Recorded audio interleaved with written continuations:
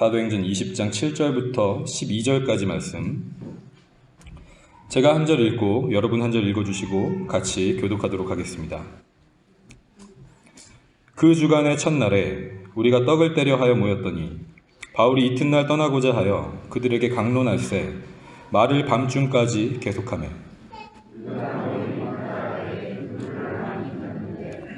유두고라 하는 청년이 창에 걸터 앉아 있다가 깊이 졸더니 바울이 강론하기를 더 오래 하매 졸음을 이기지 못하여 3층에서 떨어지거늘 일으켜 보니 죽었는지라.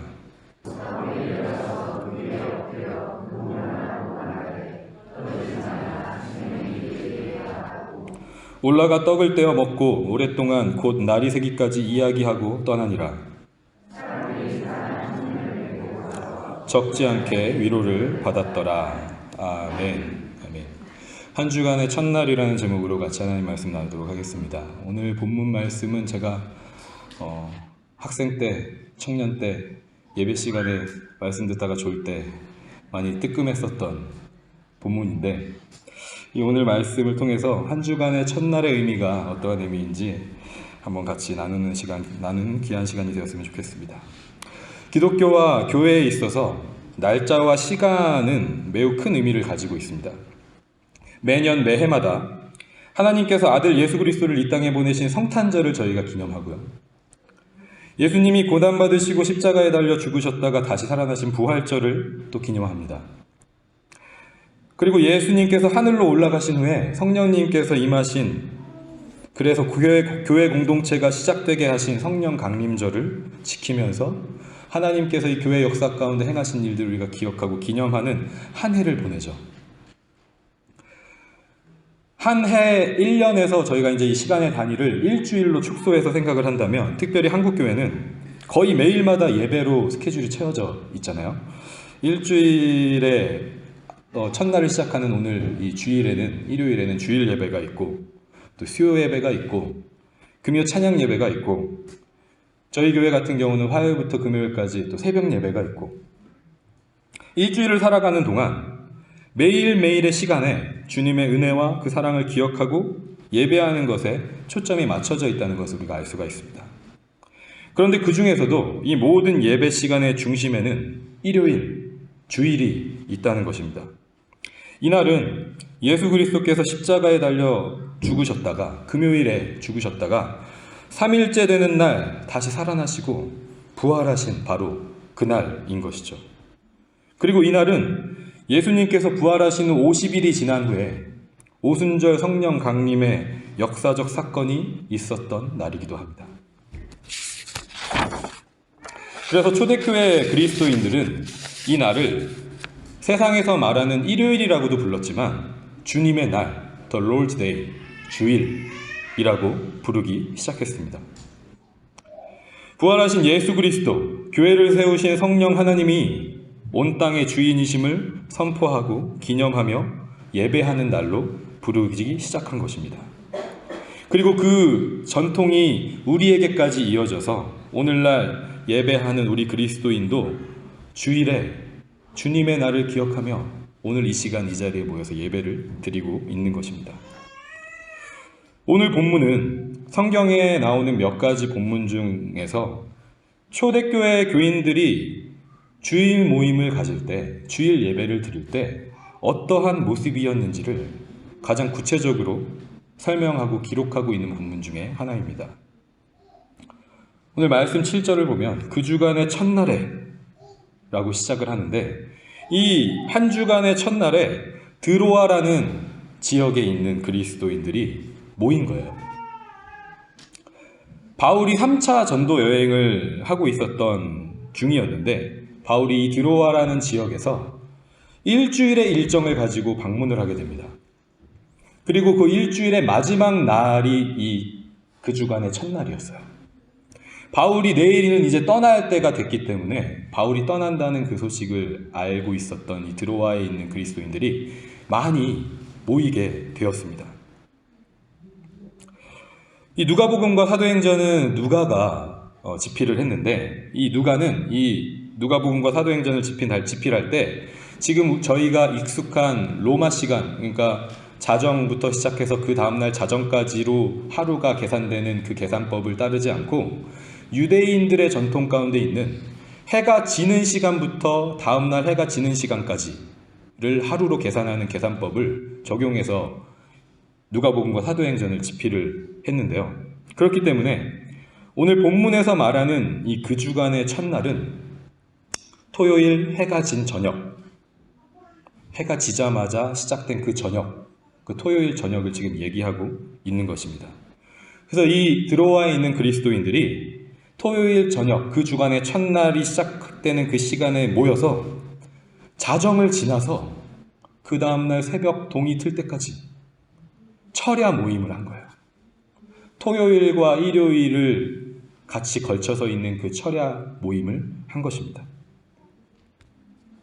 그런데 여기서 한 가지 우리가 주목해야 할 사실이 있는데 그것은 무엇이냐면 당시 로마 시대에서는 주말로 우리가 생각하는 그 토요일과 일요일이 휴일이 전혀 아니었다라는 거예요.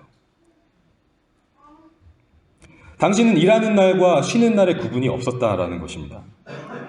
그리고 사회 구조상 상위 1%의 귀족과 왕족 출신들 그리고 나머지 상위 1%와 더불어서 상위 10%에 해당하는 최상층의 그 사람들, 그 아래에 있는 90%의 하층 계급들은 노동자 계급, 노예 계급으로 쉬는 날이 없이 계속해서 일을 하는 사람들이었어요. 휴일이라는 게 존재하지 않았다는 것입니다. 그래서 이 사람들은, 여기 모인 이 사람들은 날이 밝았을 때 열심히 일하다가 그 날이 저문 저녁에 모인 거예요. 그리고 그 모임이 끝난, 철야 모임이 끝난 그 다음에 다시 또 일을 하러 가야 되는 사람들인 거예요. 일요일이 공식적으로 휴일로 지정된 것은 저희가 잘 알고 있는 것처럼 4세기에 콘스탄티누스 로마 황제가 기독교를 국교화하면서 이 일요일을, 썬데이를 국경일로 모든 나라의 사람들이 쉬는 그런 날로 만들면서부터입니다. 그런데 그것마저도 상위 계급에 속하는 사람들에게만 적용이 되었어요. 나머지 어떤 농업과 같은 하층 계급들이 하는 그런 일들을 감당하는 사람들은 이 휴일을 적용받지 못하고 여전히 쉬는 날과 휴일이 없이 일을 하는 그런 시대를 살아갔다는 것입니다. 오늘날에도 우리가 주일에 온전히 쉼을 가지면서 온전히 하나님의 말씀과 그 예배에만 전념할 수 있다면, 정말 그렇게 주일 성수를 할 수 있는 그런 조건들이 있다면 너무도 좋지만 우리의 삶 가운데 그러지 못하는 상황들이 종종 있고, 실제로 세계 많은 곳에 여전히 기독교가 박해를 받고 교회가 세워질 수 없고 예배가 불법인 곳들을 우리가 보게 됩니다. 그리고 요즘 한국의 상황을 보면 코로나 바이러스 때문에 교회의 예배와 모임들이 축소되거나 연기되거나 취소되거나 하는 그런 모습들을 우리가 보게 되죠. 또한 직업적인 이유로 인해서 주일에 일을 해야만 하는 그런 상황 가운데 계신 성도님들도 많이 계십니다. 저희 어머니, 한국에 계신 저희 어머니 같은 경우도 홈플러스라는 대형 마트에서 한 20년 가까이 지금 일을 해오고 계시는데, 이 대형 마트의 구조상 주일날 일을 할 수밖에 없는 그런 주들이 생기잖아요. 그럴 때는 새벽에 새벽 예배를 가실 수밖에 없을 때가 있고, 그마저도 오픈 일정이 잡히시면 저녁에 저녁 예배로 또 예배를 드릴 수밖에 없는 그런 상황들이 있어요. 제가 밴쿠버에 있을 때도 그렇고 또 여기 에드몬튼에 와서도 그렇고 성도님들 가운데 주말을 끼고 타지로 일을 하러 가실 수밖에 없는 그런 상황 가운데 정말 하나님이 맡겨주신 나의 가족 같은 공동체에서 예배드리고 싶고 그 자리를 지키고 싶은데 그렇게 할 수 없는 상황 속에 그 갈망함을 가지고 예배에 참여하시는 그런 성도님들의 마음, 그런 모습들을 제가 볼 때 참 도전이 되고 그런 마음들이 참 귀하다라는 그런 생각들을 하게 됩니다. 여러 가지 상황과 이유로 주일을 온전히 지키지 못하는 때가 우리 삶 가운데 있다라는 것입니다. 초대교회 교인들은 휴일이 아님에도 불구하고 힘들고 어려운 상황 가운데서도 열의를 가지고 주일에 모였다는 거예요. 그렇기 때문에 우리가 주일 성수라는 개념도 중요하지만 이 안식일을 지키고 주일을 지킨다는 것이 단순히 일을 하지 않으면서 온전히 하나님을 예배하는 어떤 그런 형식적인 부분에만 국한되지 않는다는 것을 우리가 기억할 필요가 있다는 것입니다. 진정한 안식의 의미와 주일의 의미를 오늘 이 본문을 통해서 함께 깨닫는 시간이 되기를 간절히 소망합니다. 첫 번째로 이 한 주간의 첫날의 진정한 의미는 그 모임의 목적을 통해서 우리가 알 수 있습니다. 7절을 다시 한번 같이 봉독하겠습니다. 7절을 같이 한번 다시 봉독하겠습니다. 그 주간의 첫날에 우리가 떡을 떼려 하여 모였더니 바울이 이튿날 떠나고자 하여 그들에게 강론할세 말을 밤중까지 계속하매. 아멘. 오늘 이 7절 말씀에 분명하게 이 모임의 목적이 기록되어 있습니다. 그것은 무엇이냐면 우리가 떡을 떼려 하여. 이 모임의 목적, 첫 번째 목적은 떡을 떼기 위함이었어요. 떡을 뗀다라는 건 무슨 의미인가? 예수님께서 제자들에게 말씀하셨잖아요. 예수님께서 십자가에 달려 죽으시기 전에 성찬을 베푸시면서 이 빵과 이 피를 서로 떼어 먹고 마시면서 나를 기념해라. 너희를 위해 주는 나의 몸과 나의 피를 기념해라. 그 예수 그리스도의 몸과 피를 기념하는 것이 이 한 주간의 첫날 모인 드로아의 그리스도인들의 목적이었어요. 첫 번째 목적, 단 한 가지 목적이었습니다. 그렇기 때문에 이 한 주간의 첫날은 어떤 날이냐면 말씀이신 예수 그리스도를 함께 먹고 마시는 날인 것입니다.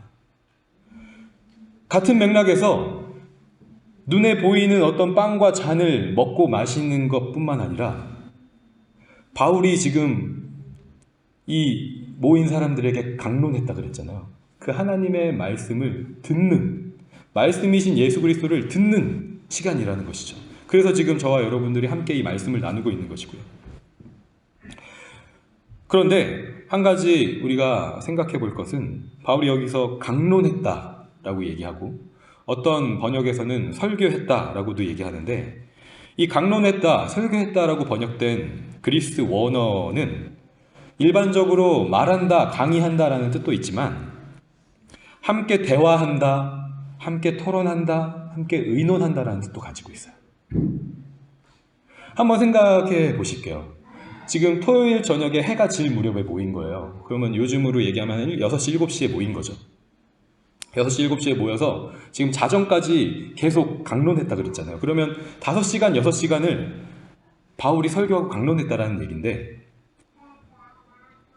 혼자서만 일방적으로 계속 강론하고 설교했다라면 모두에게 곤욕이겠죠. 힘든 시간이겠죠. 전하는 바울도 마찬가지, 듣는 사람들도 마찬가지 힘든 시간일 수 있을 거잖아요. 그런데 단순히 바울이 혼자서 설교하고 강론한 것에서 그친 것이 아니라 바울이 설교하면 거기 모인 사람들이 질문하고 자기가 만난 예수 그리스도에 대해서 얘기하고 간증하고 서로의 그 예수 그리스도를 나누고 하는 시간들을 자정까지 가진 거예요.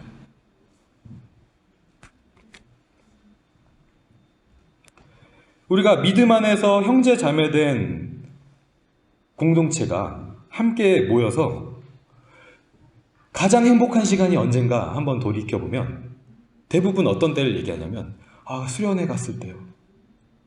함께 그렇게 밤새서 하나님 말씀 듣고 기도하고 서로 예수 그리스도에 대해서 얘기했을 때요. 그때가 제일 기쁘고 행복했었던 것 같아요. 라고 얘기하는 간증들을 많이 듣습니다. 그리고 요즘에 겨울의 향연으로 또 큐티 모임을 하고 있는데 그 큐티 모임이 저도 지금 참여를 하고 있지만 기본으로 3시간, 4시간이 흘러가요. 서로가 한 주간 나눴었던 그 말씀에 대해서 얘기하고 하다 보면 시간 가는 줄 모르고 계속 그 이야기를 하고 듣고 함께 웃고 기뻐하고 함께 울고 위로하고 그런 시간들을 갖습니다. 제가 지지난주에 이제 저희가 이사 온 지 한 달 반이 되면서 집이 좀 정리도 되고 지금 제가 같이 섬기고 있는 학생부 선생님들과 한번 모임을 가져야겠다라는 생각이 들어서 저희 집으로 초청해서 집들이 겸 한번 모임을 가졌습니다. 같이 맛있는 음식을 먹고 서로의 삶을 이야기하고 이렇게 하다가 제가 그런 질문을 한번 던졌어요. 예수님을 어떻게 만나셨나요? 라는 질문을 한 사람 한 사람 우리 선생님들한테 여쭤봤어요. 그리고 서로 그 얘기를 들었어요. 그러니까 이제 각자의 그 스토리들 가운데 하나님을 만난 이야기, 예수님을 만난 이야기, 이런 이야기들을 나누면서 아, 맞아. 나도 그랬었지. 하나님이 저렇게 역사하셨지. 저 사람에게, 저 선생님에게도 그렇게 역사하고 계시는구나. 그런 나눔들이 있었어요. 그렇게 시간이 이제 흐르고 흘러서 이제 9시가 지나고 9시 반 이렇게 이제 시간이 되면서 갈 시간이 됐잖아요. 그런데 이제 함께 계시던 선생님들 가운데 한 분이 농담 반 진담 반으로 이런 말씀을 하시더라고요. 자, 이제 우리 거실로 매트리스 가지고 나와서 같이 슬리브오버 하면서 얘기하자고 그런 얘기를 하시더라고요. 그러니까 이게 뭐 농담 반 진담 반으로 하신 이야기겠지만 우리가 예수 그리스도에 대해서 함께 내가 만난 예수 그리스도에 대해서 이야기하고 나누고 하는 그 시간이 이 세상의 그 어떤 다른 것들보다 기쁘고 행복한 거예요. 시간이 아무리 지나도 밤을 새가면서도 얘기할 수도 있을 것 같은 그런 마음들이 있는 거예요. 이 한 주간의 첫날은 우리가 말씀이신 예수 그리스도를 나누는 날인 줄 믿습니다. 들리는 말씀, 이 설교 말씀을 통해서 예수 그리스도의 그 말씀을 나누고 보이는 말씀, 또 성찬을 통해서 예수 그리스도를 나누는 날이라는 것이죠. 우리가 비록 카톨릭 교회처럼 매주마다 성찬을 집례하진 않지만 성도를 사랑하고 섬기는 마음으로 점심을 준비하잖아요. 함께 그 교제하잖아요. 그 예찬 가운데 우리가 성찬의 의미를 기억하면서 함께 먹고 마실 때, 그리고 먹고 마시면서 한 주간의 삶 가운데 내가 경험한 하나님의 그 은혜와 예수 그리스도의 말씀을 나눌 때 그보다 아름답고 행복한 주일이 없을 거라는 것을 오늘 이 말씀을 통해서 우리가 깨닫게 된다고 생각합니다. 그러한 은혜가 있는 오늘 한 주간의 첫날 이 주일이 되기를 간절히 소망합니다. 두 번째로 이 한 주간의 첫날은 죽음과 부활이 있는 날입니다. 이 9절과 10절 같이 한번 봉독하도록 하겠습니다.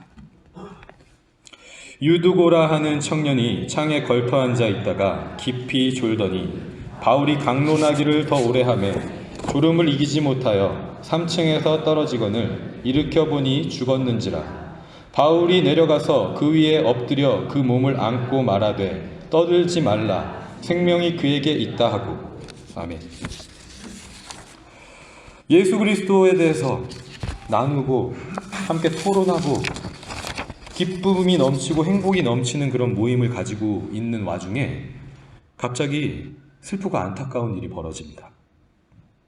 그들이 모인 것이 건물 3층이었는데 유두고라고 하는 청년이 창에 걸터 앉아 있다가 졸아서 밑으로 떨어진 거예요. 사람들이 깜짝 놀라서 내려가 봤더니 일으켜 막 세워봤더니 이미 죽은 거예요. 바울도 따라 내려갔겠죠. 따라 내려간 바울이 지체 없이 죽은 유두고의 몸 위에 엎드려서 그 몸을 안습니다. 그리고는 유두고에게 생명이 있다, 유두고가 다시 살아났다라고 얘기해요. 일단 표면적으로 우리가 이 말씀을 통해서 깨달을 수 있는 것이 무엇인가 생각해보면 그것은 이 한 주간의 첫날은 죽음과 다시 살아남이 있는 날이라는 것입니다. 왜 죽음과 다시 살아남이 있느냐? 왜 이 사건이 이 한 주간의 첫날이 있었느냐? 예수 그리스도와 함께 죽었던 나 같은 죄인이 그분과 함께 부활한 것을 기억하고 기념하기 위해서, 주 안에서 내가 거듭난 자, 내가 다시 태어난 자라는 것을 기억하는 날인 것을 말씀하시기 위해서 이 사건이 지금 여기에 기록이 되어 있다고 생각이 됩니다.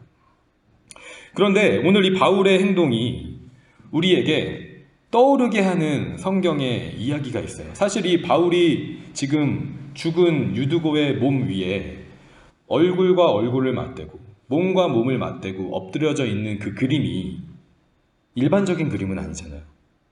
쉽게 볼 수 있는 그림은 아니잖아요.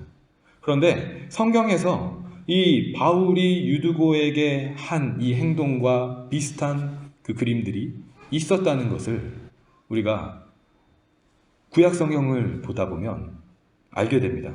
그 본문이 열왕기상 17장 21절 22절과 열왕기하 4장 34절과 35절의 말씀인데, 먼저 한번 열왕기상 17장 말씀을 같이 한번 읽도록 하겠습니다. 같이 읽겠습니다. 그 아이 위에 몸을 3번 펴서 엎드리고 여호와께 부르짖어 이르되 내 하나님 여호와여 원하건대 이 아이의 혼으로 그의 몸에 돌아오게 하옵소서 하니 여호와께서 엘리야의 소리를 들으심으로 그 아이의 혼이 몸으로 돌아오고 살아난지라. 아멘. 열왕기하 4장 말씀 같이 또 읽겠습니다. 아이 위에 올라 엎드려 자기 입을 그의 입에, 자기 눈을 그의 눈에, 자기 손을 그의 손에 대고 그의 몸에 엎드리니 아이의 살이 차차 따뜻하더라. 엘리사가 내려서 집안에서 한번 이리저리 다니고 다시 아이 위에 올라 엎드리니 아이가 7번 재채기하고 눈을 붓는지라. 아멘. 이 열왕기상 본문은 엘리야에 대한 말씀이고요. 열왕기하 본문은 엘리야의 수제자 엘리사에 대한 말씀입니다. 이 두 인물은 구약의 대표적인 선지자죠. 그리고 선지자를 대표하는 인물이 엘리야잖아요.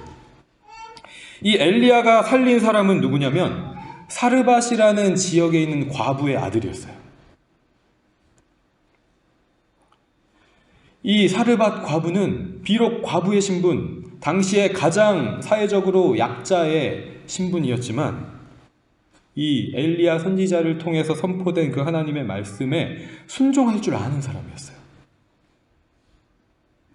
그 말씀에 갈급함이 있었고 그 말씀에 대한 순종함이 있었던 사람이라는 것입니다. 그런데 불행하게도 하나님의 말씀에 순종하고 하나님의 말씀을 사모하는 사람이라면 이런 일이 없어야 될 것 같은데 사랑하는 아들이 병들어 죽은 거예요.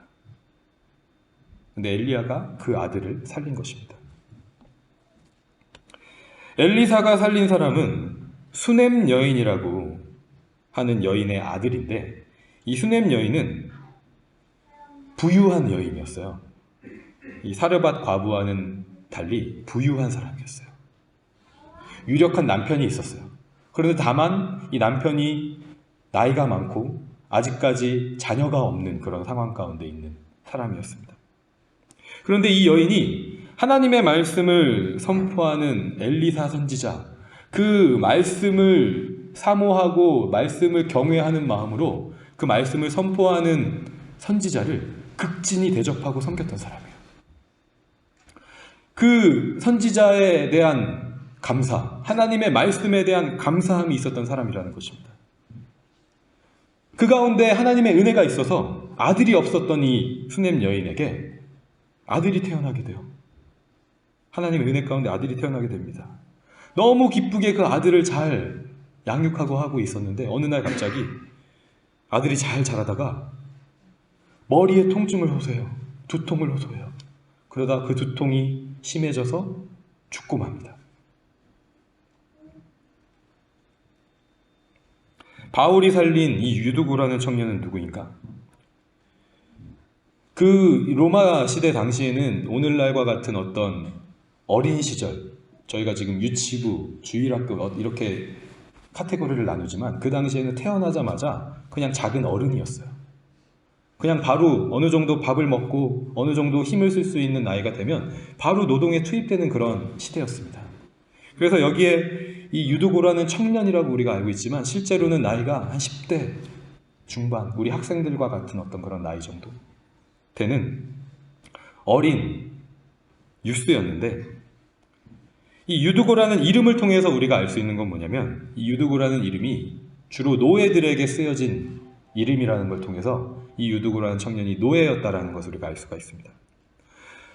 아까도 말씀드렸지만 이 토요일 저녁에 고단하게 그 노예의 신분을 가지고 하루 종일 고단하게 일을 하다가 하나님의 그 말씀의 갈급함을 가지고 나온 거예요. 힘든 몸이지만 그 말씀을 내가 듣겠습니다라는 그런 간절한 마음을 가지고 온 거예요. 그러니까 얼마나 졸렸겠어요. 육체적으로 얼마나 힘들었을까요? 그 가운데 저녁 모임을 참석했다가 졸아서 떨어졌는데 죽게 된 거예요. 이 세 가지 이야기에 등장하는 사람들의 차이점이 무엇이냐면 그들의 신분과 처지가 다 다르다는 거예요. 한 사람은 사회적으로 가장 약한 여인, 과부의 신분을 가지고 있었고, 또 한 사람은 그와 반대로 부유한 여인이었어요.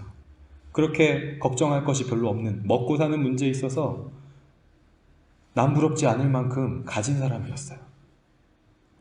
또 한 사람은 노예라는 아주 비참한 어떤 그런 신분을 가진 사람이었습니다. 그런데 공통적으로 이들이 가지고 있는 것은 무엇이냐면 하나님의 말씀을 대하는 갈망함이 있었다는 거예요. 그 말씀에 순종할 줄 알았고, 그 말씀에 감사할 줄 알았고, 그 말씀을 갈급한 심령으로 받을 준비가 되어 있었던 사람들이었다는 것입니다. 오늘 이 말씀을 통해서 우리가 깨달을 수 있는 것은 이러한 자들에게 갈급함이 있고 그 하나님의 말씀에 대한 순종함이 있고 감사함이 있고 한 그런 마음에 갈급함이 있는 사람들에게 죽음에서 생명으로 옮겨지는 은혜가 임한다는 것입니다. 신분과 처지가 이들에게 임하는 그 은혜를 막을 수 없다라는 거예요. 이 땅의 기준에서 가난한 자든지 부한 자든지 낮은 자든지 높은 자든지 누구에게나 하나님의 말씀을 사모하고 감사하고 순종하길 원하는 자에게 부활이신 예수 그리스도의 은혜가 임한다는 것입니다. 저와 여러분의 삶 가운데 여러 가지 상황이 다 다르고 이 시간 여러 가지 기도 제목들이 다 다르고 할지라도 이 가운데 우리에게 유일하게 공통적으로 소망이 되고 의지가 될 수 있는 것은 단 하나밖에 없다라고 믿습니다. 그것은 부활하신 예수 그리스도. 그분이 우리의 소망이 되고 하나님의 영원한 생명이 우리의 소망이 되는 이 한 주간의 첫날, 오늘 우리의 모임이 되기를 간절히 소망합니다. 마지막으로 이 한 주간의 첫날에 세 번째 오늘 본문을 통해서 깨달을 수 있는 의미를 나누면서 오늘 말씀을 맺도록 하겠습니다. 한 주간의 첫날은 위로가 있는 날이다 라고 말씀합니다. 12절 말씀을 보면 사람들이 살아난 청년을 데리고 가서 적지 않게 위로를 받았더라. 많은 위로를 받았더라. 영어 성경에 보니까 greatly comforted라고 되어 있죠. 적지 않게 아주 많이 위로를 받았다 라고 말씀합니다. 그런데 이 위로의 뜻은 단순히 우리가 사람들에게 통해서 어떤 감정적으로 받을 수 있는 그 위로에 국한되지 않는다는 것을 이 단어의 뜻을 통해서 우리가 알 수가 있어요. 이 위로라는 그리스어는 파라칼레오라는 단어인데 앞에 보시는 것처럼 파라라는 단어는 곁에, 곁으로 라는 뜻이 있습니다. 그리고 칼레오라는 말은 부르다라는 뜻이 있어요. 그래서 예수님께서 우리를 위로하신다라는 건 주님이 우리를 곁으로 부르신다는 거예요. 나의 삶 가운데 예수 그리스도가 너무 멀게 느껴지고 예수 그리스도가 나와 정말 함께 하시는가라는 어떤 그런 질문이 있을 때 예수 그리스도가 우리에게 위로하시는데 우리를 곁으로 부르시는 거예요. 어떻게 부르시는가? 내가 너의 곁에 있단다 라고 말씀하시면서 우리를 부르시는데 어떻게 부르시는가? 한 주간의 첫날 우리가 모인 이날 주님께서 선포된 말씀을 통해서 주님이 우리 곁에 계시다는 음성을 들려주시는 줄 믿습니다. 한 주간의 첫날 우리가 모인 이날에 예수 그리스도의 그 십자가와 부활의 사건이 역사적으로 일어난 진실이고 변함없는 진리이고 그러하다는 것을 믿게 하심을 통해서 나도 그리스도와 함께 죽고 그리스도와 함께 다시 살아난 영원한 하나님 나라의 백성임을 깨닫게 하심으로써 주님이 나의 곁에 계시다는 것을 다시 한번 기억하게 하시는 줄 믿습니다.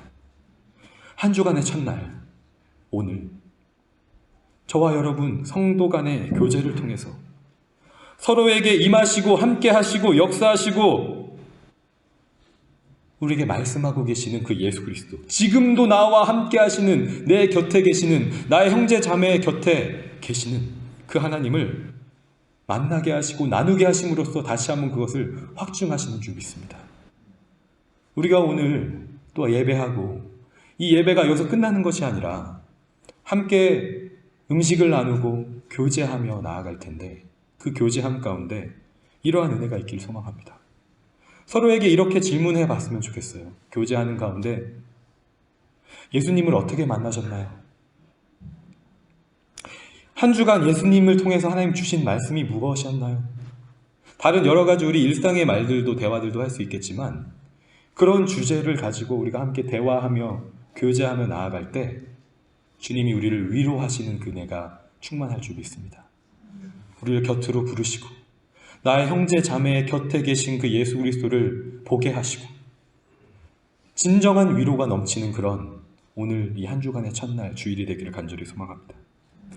우리 에드몬턴 한인장로교회 공동체 모든 예배와 모임이 말씀이신 예수 그리스도를 나누기 위해서 또 우리를 위해 죽으시고 부활하신 예수 그리스도를 기념하기 위해서 그리고 또한 우리도 그리스도와 함께 죽고 다시 산 존재임을 기억하기 위해서 그 가운데 하나님의 위로와 사랑으로 충만하여지는 그런 은혜가 충만한 우리 에드몬턴 한인장로교회 공동체와 우리의 예배와 모임이 되기를 간절히 기도하고 소망합니다.